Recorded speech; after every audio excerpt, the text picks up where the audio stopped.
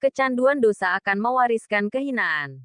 Saudaraku, Al-Imam Ibnul Qayyim rahimahullah berkata, kapan saja seorang hamba dikaruniai sikap tunduk kepada kebenaran dan kekokohan di atasnya, maka hendaklah dia bergembira. Karena sesungguhnya dia telah diberi kabar gembira akan mendapatkan semua kebaikan. Dan itu adalah keutamaan dari Allah yang dia berikan kepada siapa yang dia kehendaki. Tarik Al-Hijratain 2/347. Al-Imam Ibnul Qayyim rahimahullah juga berkata, kedudukan dosa bagi hati bagaikan racun. Jika racun itu tidak membinasakannya, maka mesti ia akan melemahkannya. Jika kekuatan hati telah lemah, maka ia tidak akan mampu menahan serangan berbagai penyakit. Sang tabib hati, Abdullah bin Mubarak telah berkata, aku menyaksikan dosa-dosa telah mematikan hati dan kecanduan dosa akan mewariskan kehinaan. Meninggalkan dosa-dosa akan memberikan kehidupan bagi hati dan yang terbaik bagi dirimu adalah berupaya untuk menghindarinya. Adul Ma'ad 4/186. Saudaraku, orang cerdas itu menyiapkan bekal untuk matinya, yaitu amal solih yang ditujukan ikhlas karena Allah Azza wa Jalla. Tulus untuk mengetuk ridha Allah Azza wa Jalla. Tak ada yang paling berharga dari hamba Allah Azza wa Jalla kecuali amalnya. Segala baktinya yang ditujukan ikhlas demi mengharap ridhanya. Sekecil apapun amal itu. Karena kecil besar dalam pandangan kita.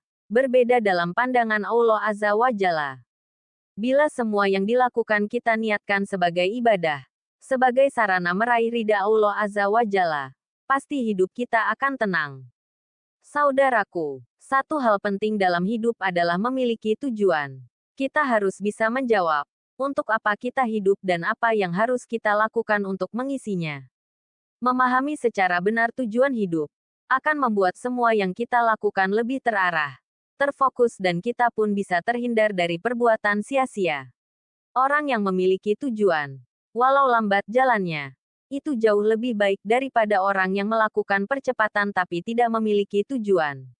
Walau lambat, asal istiqomah melangkah, insya Allah ia akan sampai ke tempat tujuan.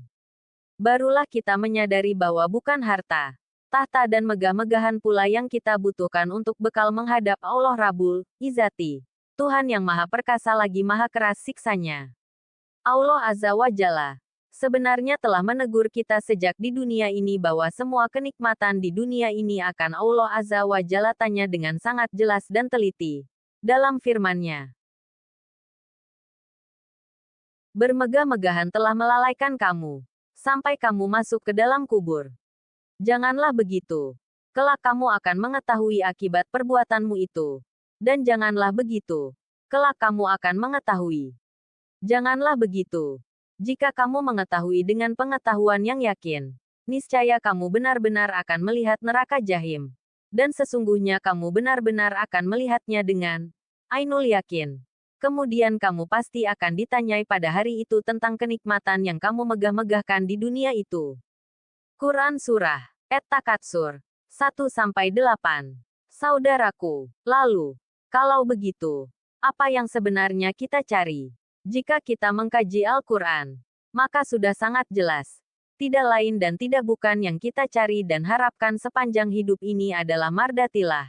Garis bawah ridha Allah Azza wa Jalla. Allah Azza wa Jalla mengingatkan di dalam Al-Quranul Karim. Dan di antara manusia ada orang yang mengorbankan dirinya karena mencari keridaan Allah. Dan Allah maha penyantun kepada hamba-hambanya. Quran Surah Al-Baqarah 207. Balasan mereka di sisi Tuhan mereka ialah surga. ADN yang mengalir di bawahnya sungai-sungai. Mereka kekal di dalamnya selama-lamanya. Allah ridha terhadap mereka dan mereka pun ridha kepadanya. Yang demikian itu adalah balasan bagi orang yang takut kepada Tuhannya.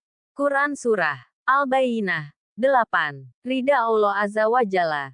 Itulah yang menjadi jaminan hamba-hambanya dimasukkan ke dalam surga yang penuh dengan kenikmatan sesungguhnya, abadi, dan kekal selama-lamanya.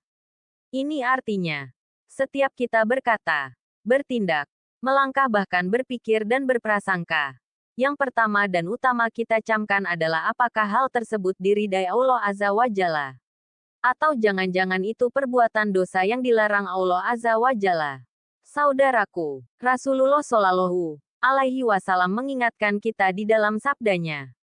Kebajikan itu keluhuran akhlak sedangkan dosa adalah apa-apa yang dirimu merasa ragu-ragu dan kamu tidak suka jika orang lain mengetahuinya.